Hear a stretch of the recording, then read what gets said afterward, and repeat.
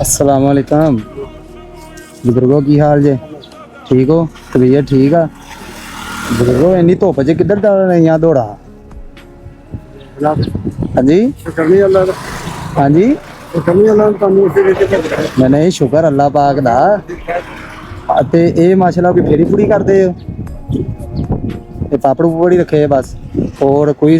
खास एडा समान नहीं गा ते किन्ने बच्चे बुच्चे है माशाल्लाह अपने उच्चा बोलियो मैं आवाज नहीं आ रही ताड़ी बच्चे है माशाल्लाह अच्छा तो किदा घर का निज़ाम ठीक चल रहा असी तुहाडे वास्ते कुछ लैके आए हैं रख लो क्या करो उस दीए ते अच्छा असी ना देखा बाबे हरानू ते बाबा जी आ फड़िया जरा माशाल्लाह आए हाय हाय हाय हाय एक ते आ फड़ो बाबा जी माशाल्लाह आटा फड़ो तुहानू राशन दईए आ लो जी इनू उत्थे पापा जी पिछे रखो तो डब्बा किदा रखोगे उत्ते डब्बा भी आ लो अल्लाहु अकबर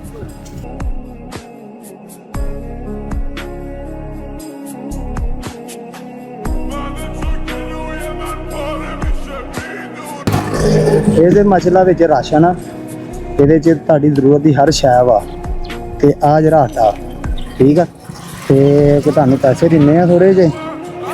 ਤੇ ਤੁਸੀਂ ਆਪਣੀਆਂ ਘਰ ਕੋਈ ਫਰੂਟ ਬੱਚਿਆਂ ਵਾਸਤੇ ਕੋਈ ਸਬਜ਼ੀਆਂ ਕੋਈ ਆਲੂ ਪਿਆਜ਼ ਜੋ ਦਿਲ ਕਰੇਗਾ ਉਹ ਲੈ ਆਇਓ ਠੀਕ ਆ ਇਨਵੈਲਪ ਮੇਰੇ ਕੋਲ ਖਤਮ ਹੋ ਗਏ ਆ ਤੇ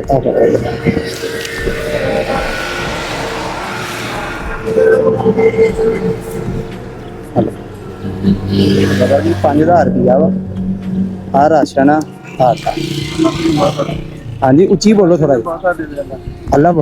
आमीन आमीन बहुत शुक्रिया बाबा जी अल्लाह पाक तुहाडी कमाई दे विच बरकत पावे ते किन्ने को कमा लैंदे हो इहदे तो 100-200 रुपये ही बस चलो कोई गल नहीं अज तुसी हाँ जी बहाना रोटी मुर्गी का हो रोटी तो रब ने रोजी रब नहीं देनी है चलो अल्लाह पाक ना मालिक ही देन दिया बेशक इस तरह ही है ये अल्लाह की तरफों ही है ये अल्लाह की तरफों खाव दे विच भी नहीं कर रहा जे मालिक दे रंग ये अल्लाह पाक नहीं भेजे है